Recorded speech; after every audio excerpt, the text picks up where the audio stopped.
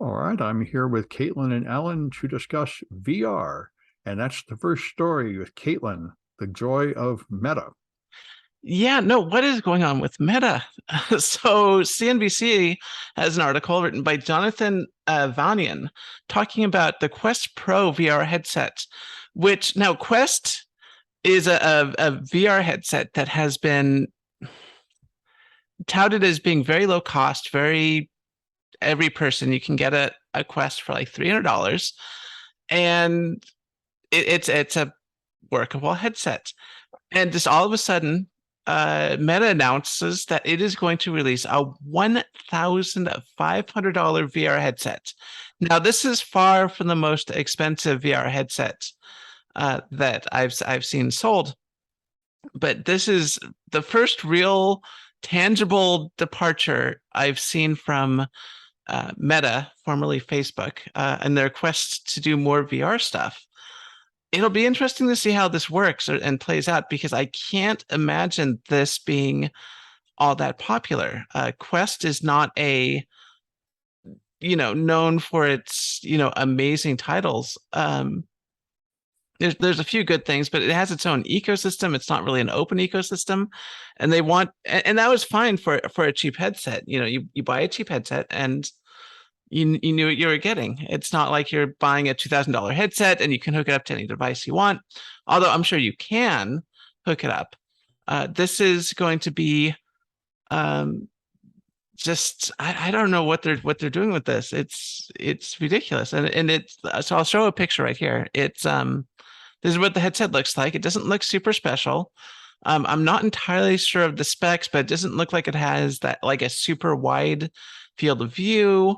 I'm not seeing anything special with the audio.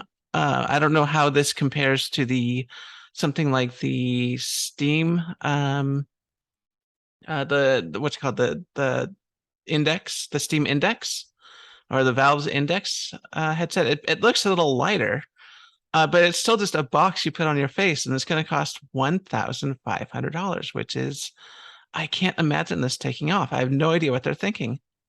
Well, I think the whole world has no idea what he's thinking now. He just recently announced they finally added legs to the silly looking cartoons in the metaverse. I was thinking about doing that as my third story Yeah. today, but I As was if this is a huge accomplishment. So yeah, does yeah. it project on those little cups that go right in front of your eyes? Well, the way VR works, one second. I've never used one of these things, and everything I've read about them has made me not want to try. All right, so this is a standard VR headset right here. Mm-hmm. If I can get the cord to play with me. There are inside the headset, there are two lenses, and the point of the lenses is that there are screens right in front of your eyes, and these lenses essentially allow your eyes to focus on these screens that are, just like an inch away. In fact, you can actually, when I wear this, I can actually feel the lenses like sort of touch my eyes. And this headset in particular, this is once again Valve's Index controller, Index headset. And can you wear your glasses inside that thing? You technically can. Now, what I did is I actually ordered lenses, prescription lenses to go in the VR headset. Okay. Which is, I highly recommend that for everyone, by the way. If you get a VR headset and you wear glasses, just get lenses. But I mean, that's how it works. And these are like Fresnel lenses. So sometimes you can get a little like glimmers of lines and stuff, kind of. But yeah, I mean, they're screens that go right in front of your eyes. But the part that surprises me is does it have a camera to add the real world to it as well? Because augmented reality does seem far better than virtual reality. I would feel disoriented and fall over things and stuff. It does. And in fact, I don't know why it's not used more often.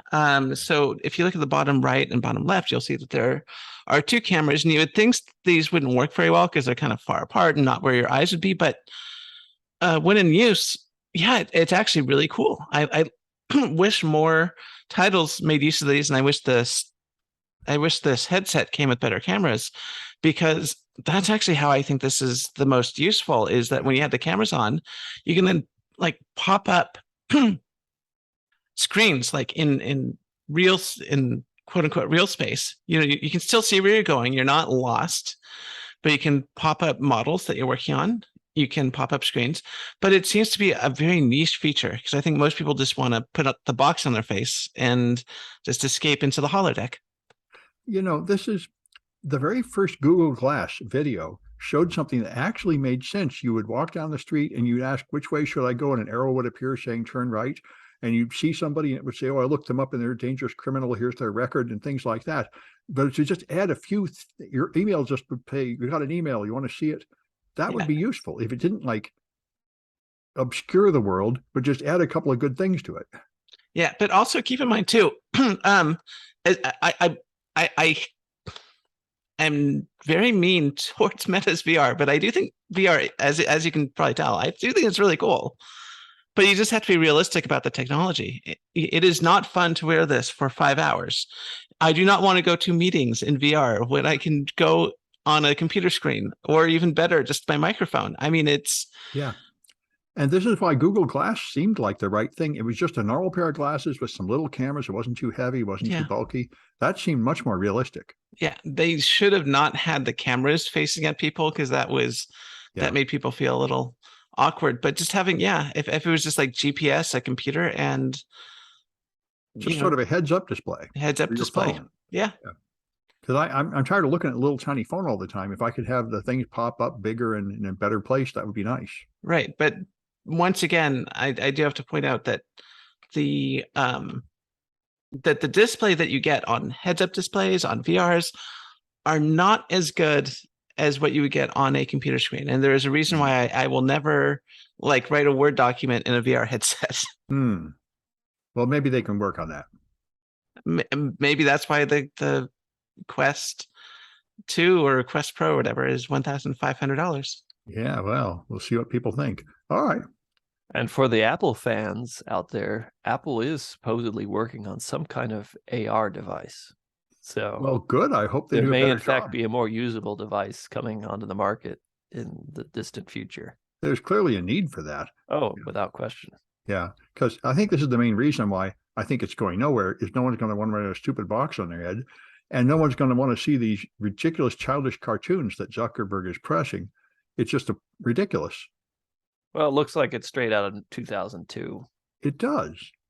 And he's bet like the entire wealth of Facebook on this. So the thing is, if you go into VR, I know I badmouth it as being a box on your face. If you go into VR and you try it, you will immediately realize, okay, yeah, there is something here. There is definitely like it is so immersive. You get into VR and it is like, and especially in the entertainment stuff, the characters, like when you interact with characters, they feel real and intimidating. It is a completely different experience from, traditional viewing video games or movies on like on a screen. With that said, though, you're still just wearing a box on your face, and you have to set up basically a room specific to like VR, so you can like walk around in it. I mean, it's just not practical for like everyday use. It's like like I think AR, is a good stepping stone. If we could get AR to become mainstream, I think then VR could piggyback off that. But yeah. No, I think that's right. AR is what a normal person would use, and VR is what the real enthusiasts would use. Yep. Yeah. Anyway, all right. So I got a simple one. Just Microsoft has now added brute force protection to RDP in all versions of Windows, which is obviously a great idea. It's amazing it hasn't been there all along. In retrospect, they should have had this forever. It just notices you can configure in group policy after a certain number of wrong logins in a certain period of time, lock them out for this period of time, which is what's needed. Because, of course, RDP gets brute forced all the time. It's ridiculous. And this has been around on the internet. There's not an RFC, but there's a best current practice like number 12 or something that says anytime you have a login, don't just let people try thousands of times. Lock them out after a few times. This is a really old idea, but it's finally made it to Windows. So anyway, and Alan's got another boondoggle, self-driving cars. Oh, yes. I mean, here's another delightful story in technology schadenfreude. They've been promising those like any day now for like 5 years anyway. Yeah, it just seems like just a few years ago, we were going to have self-driving cars. Everyone was going to be able to hail a self-driving car. Well, they do have them in San Francisco, a few of them, but they don't seem to work very well. They do not. And every time I see one coming down the block and I'm walking and I'm about to cross in front of it, I like back away. I try to hide around the corner. Well, jaywalking is legal now. You should feel protected by that. Yes, I think the powers that be are, shall we say, influenced by the considerable lobbying influence that these companies wield, because they do, after all, have a lot of spare cash, or they did have a lot of spare cash. And that's what this Bloomberg article is all about. These various self-driving companies, self-driving vehicle companies, have been flooded with, by their estimate, over $100 billion in funding, and they have very little to show for it, unfortunately. And Bloomberg being very much a pro-business publication, you would expect them to be a little bit more, on the cheerleading side of things. But there isn't much to cheer for, because, as this article makes clear by interviewing various people, including one of the so-called pioneers, a fellow by the name of Andrew Lewandowski, not to be confused with Corey Lewandowski, the former Trump campaign manager. Lewandowski is very pessimistic about the future of self-driving vehicles. And he basically says it's not happening, it's not going to happen, it won't happen for decades to come. And this Lewandowski fellow is still working in self-driving vehicles, but what his company is doing now, his new company, is essentially programming robot dump trucks that work in like gravel pits and simply drive the same fixed route in a controlled environment without any other vehicles or people, and it just goes back and forth. Well, Tesla's got one people using all the time. Yes, and it's been killing those people. Well, a few people here and there. I mean, realistically, I wonder if it's killing more people than humans do. Humans are pretty lousy. Well, that's a big point within the article, is that actually humans are not that bad as car drivers. Yes, there are many instances of people drunk driving, of people texting, of people just getting distracted in various ways, falling asleep at the wheel, et cetera, et cetera. But statistically, it's actually, considering how many miles are driven, people are not that bad. And so there's certainly a lot Teslas better. Are worse? Teslas are worse? What was that again? Do Teslas kill more people per million miles than people? I don't know about Tesla specifically, but if you look at self-driving vehicles overall, according to this article, yes, they don't kill more people. There's only been one person killed, but they get in a lot more accidents. Well, okay, so it's not ready yet. No, it isn't. And there are all kinds of weird instances where these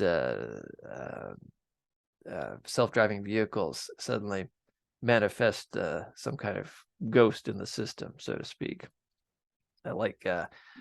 Some weeks ago, there was a gaggle of cruise vehicles that just got stuck in San Francisco. And it was like 7 or 8 of them. They just came to a stop on the road, blocking 2 lanes of the road here in San Francisco. And they were there for a few hours. It's like a blue screen of death or something. Come and bail them out. Yeah.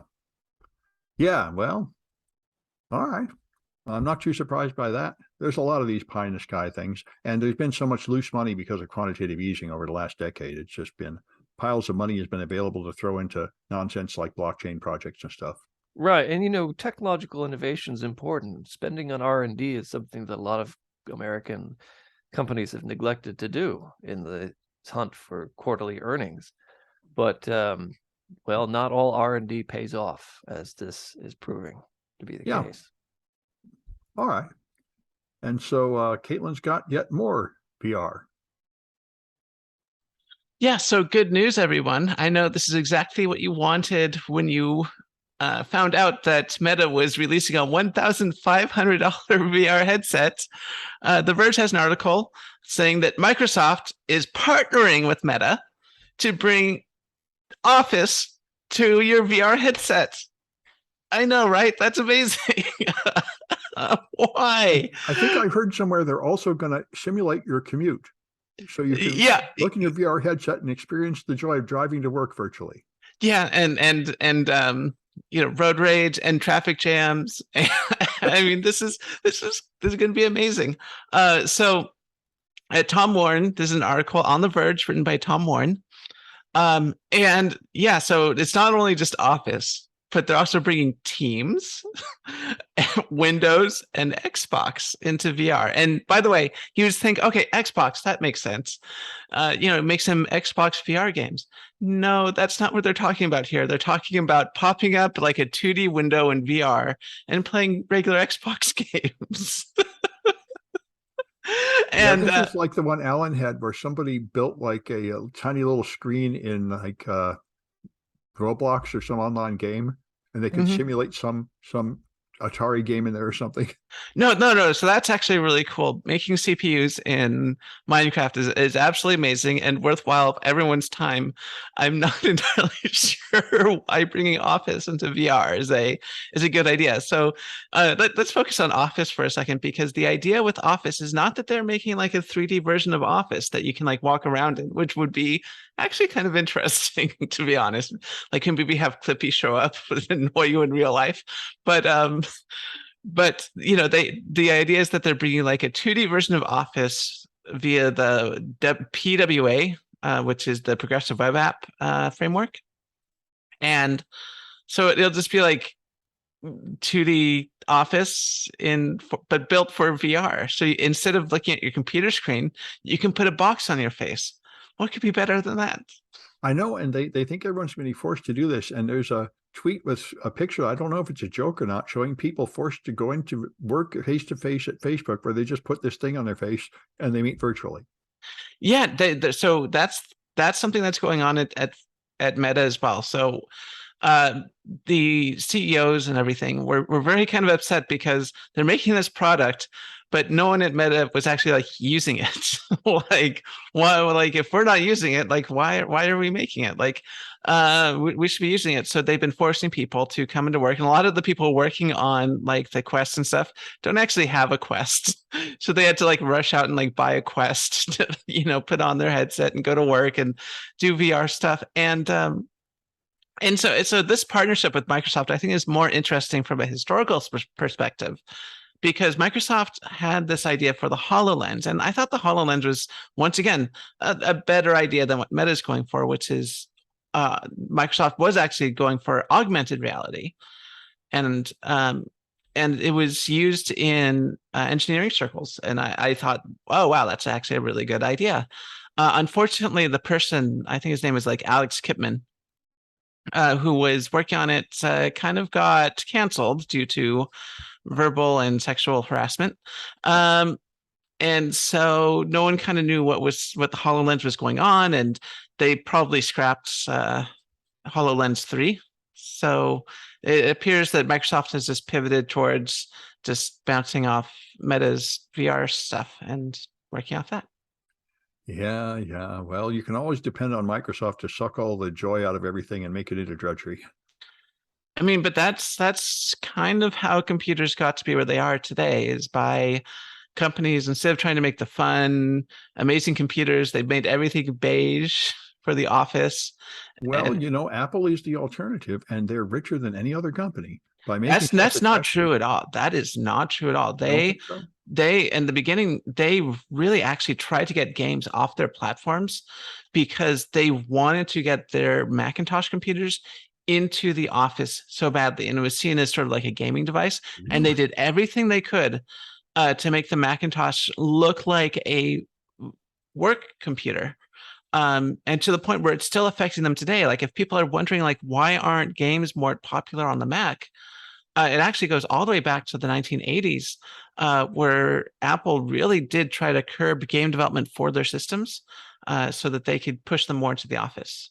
Well, they certainly failed in that, but with the iPhone, they really made a good home product, and Microsoft is nowhere there. Right. With the iPhone, they really were trying to get to the average consumer. Yeah. They weren't trying to get into the office. And Yeah. that's why the iPhones are actually kind of fun to use. Unfortunately, they are kind of locked down and they're not, they could be better, but there's definitely a design philosophy around the iPhone that does not exist, especially around like early computers, which was, get them into the office, Well, that was the big market at first. Yeah, the big office market for cell phones was the BlackBerry initially, Yep. and that I couldn't believe the Windows Phone couldn't join a domain, so it had no market. Yeah. If they made the Windows mark, if the Windows Phone had targeted the BlackBerry, it probably would have succeeded. Yeah. Anyway, so Siemens PLCs have got a amazing flaw in entire product lines of many of their products. It turns out that they had a hard-coded symmetric cryptographic key, which is the same key on every device for the entire product line. So they implemented 4 layers of security to try to stop you from stealing the key. And of course, somebody found a flaw and stole the key. They found a method which had an incorrect memory region restriction. So they were able to use it to write to an area of memory that was executable and execute code there. Then they got code execution inside where they could read part of the memory or read all of the memory. And they dumped out the memory and they found the key. And once the key is out, the security of the entire product line is compromised. So they have some kind of update, although I'm not quite clear whether that's a hardware or software update. But anyway, that's pretty amazing. And Siemens is really important. And it just sort of shows, I think, that the programmable logic controller market is behind the standards of other computing in security here. And so I guess they're moving forward. But that's a pretty major flaw. I think severity 9.3 in the whole product line. So Alan has got protests. Yes, we're seeing some social upheaval and turmoil in countries such as Iran, even in Russia recently, with the with the call up of a number of military-aged men for Putin's invasion of Ukraine. And so it seems like a good time to assess the viability of popular protest. After all, in 2011, we had the Arab Spring, and a number of governments were toppled by public protests. And replaced by military dictatorship. Exactly. So, the outcomes of these protests are by no means necessarily successful, and democracy isn't necessarily the consequence of a popular uprising. However, there certainly are times when a popular uprising can lead to regime change and an improvement in government. And so this article in the New York Times looks at some of those trends. And it turns out that according to different studies that have looked at this issue or adjacent issues, popular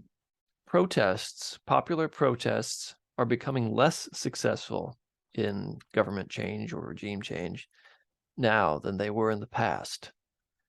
And so contrary to what one might expect, that in this age of greater social media, for example, and of more opportunities to organize throughout a country, not just locally, but throughout a country, that it would be, if anything, easier for people to organize and to coordinate their actions to achieve some kind of political change.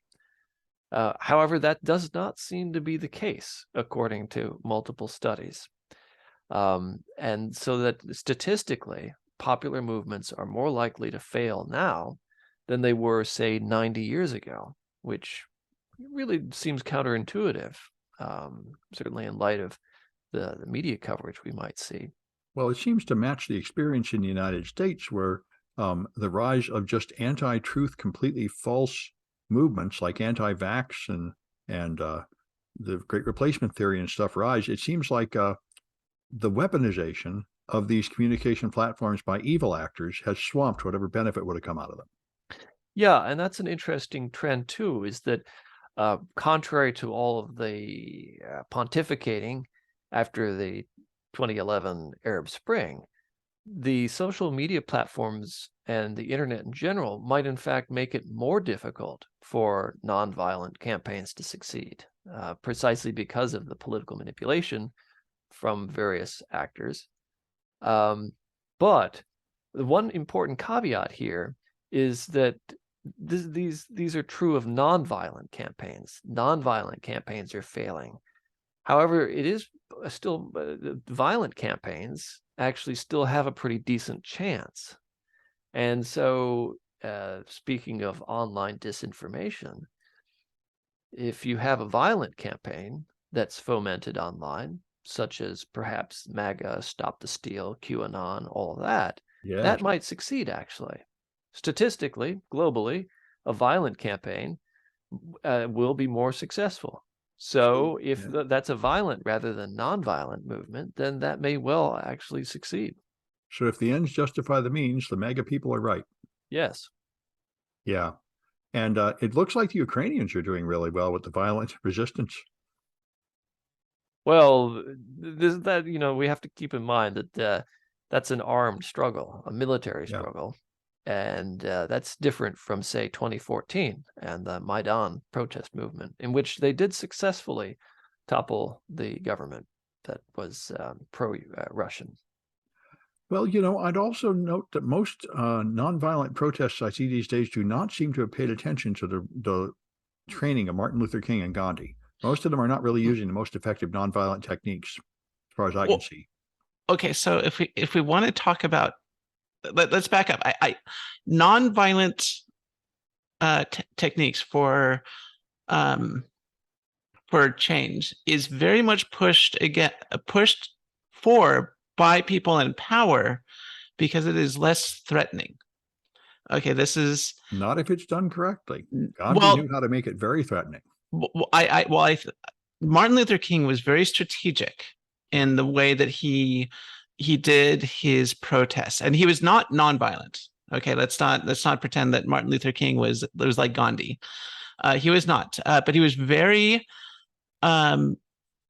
deliberate in like the types of quote unquote nonviolence that you saw. So he would specifically put people that like really innocent and kind in front of like police officers to get beaten up. And I'm a big fan of Martin Luther King, don't get me wrong. But I think there's been a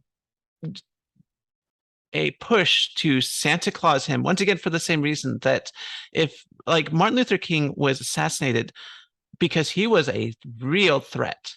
Yeah, he was a real threat, and he knew what he was doing. And there's been a push since his death to make him less of a threat. And part of that is to make him say like, oh, he was nonviolent like Gandhi. No, he was really fighting hard for equal rights. And he was I wouldn't call Martin Luther King nonviolent. But he was very strategic. Yeah, and actually what the FBI learned then, I think maybe that's what's happened, is you have to eliminate the leaders, the single leader that guides people. And that's what seems to be missing, is a charismatic leader who has a really good way of protesting. Right. Yeah. All right.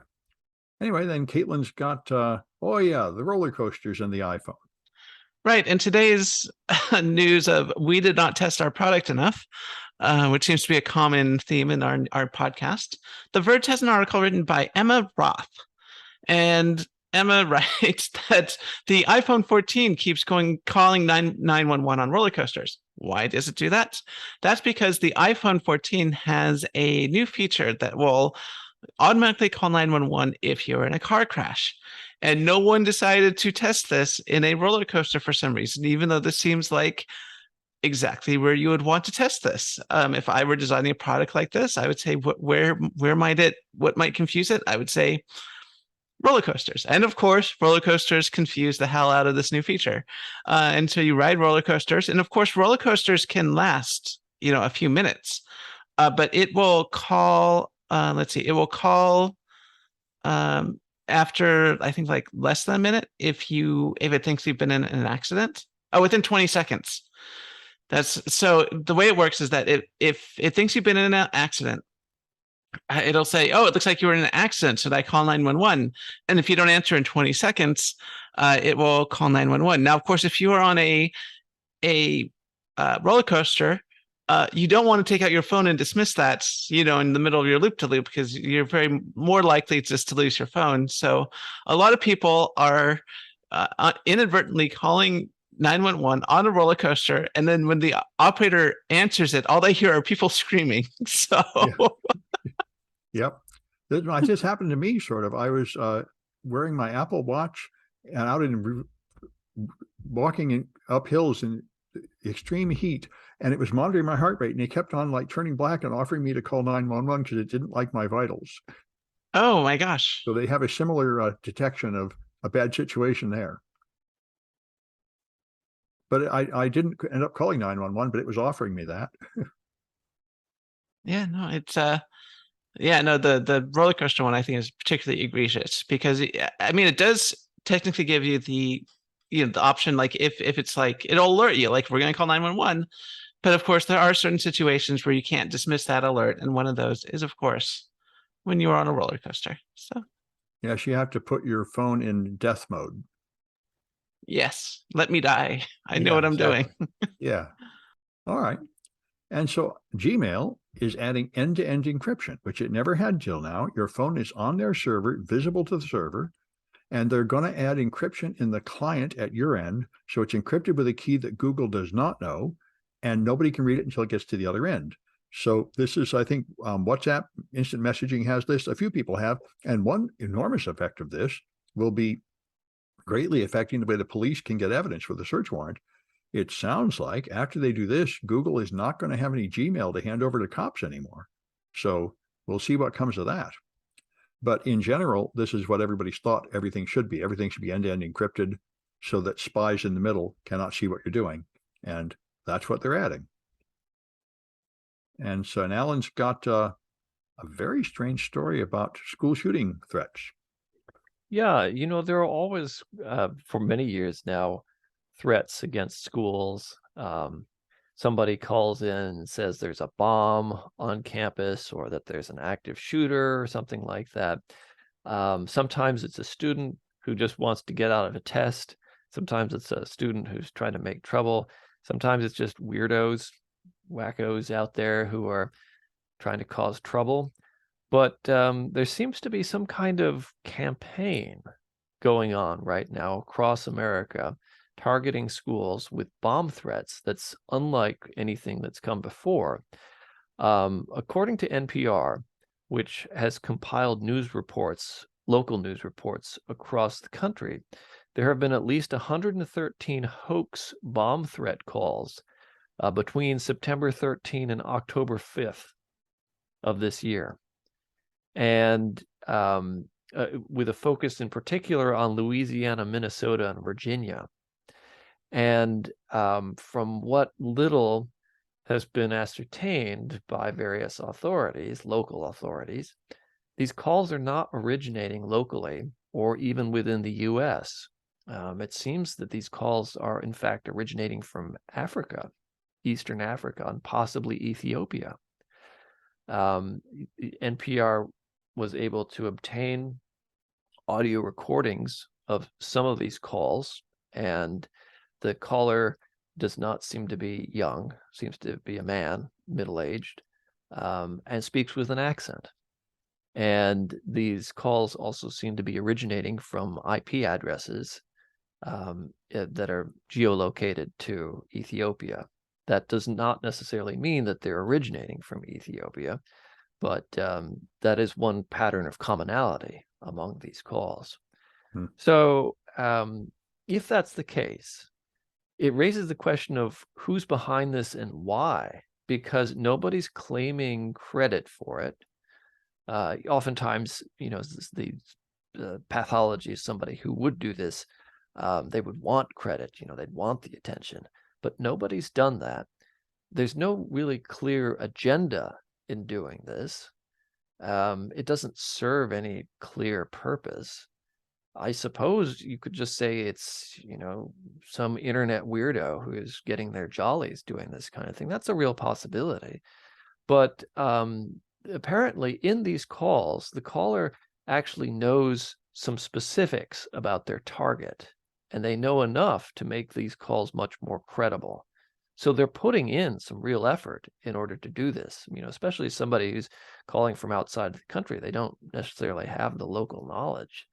So they're doing their research online. But what this got me thinking about is that here we have this entirely new front of potential disruption, social disruption by threat actors that hasn't really been explored thus far. And so, it's very interesting to think about, just speculate about how this might be weaponized by malicious actors. We've seen various systems attacked, like the internet, for example, even emergency warning systems like air sirens, those have been attacked. But what about, like school shootings and threat of domestic violence? That's something that has not really been explored so much beyond swatting. So, it'd be interesting to see what develops from this, if this is part of a larger trend, something that might be weaponized even by other governments or organizations, or what happens. No, it makes sense. And I think this is a general case of unauthenticated reports. Emergency services typically take a report from anywhere without being able to verify the source and are therefore vulnerable. Right. And in many ways, they have to take information from unverified sources. Yep. If it's an emergency, you don't really have time to perform verification. Yeah. All right. And I got one last one I added. I saw on Twitter today. This is a decision the Supreme Court made today by the 6 conservative justices with a strong dissent from the 3 liberals. A black man was accused of killing his wife, and 3 jurors in the written statement before they were selected said that they do not believe black men should marry white people. People should stay in their own race, and it's totally wrong for them to have done this anyway. And the attorney supposedly defending this black man didn't say anything, and they made many more extremely racist statements which remained unchallenged by their defense attorney. And so they appealed it to the Supreme Court, saying this person did not have competent defense. And that was the decision. The Supreme Court refused to review it over the objection to the 3 liberal members. So this person is going to be executed, even when it's abundantly clear that it was an unfair trial and they had incompetent defense. So it's pretty horrible.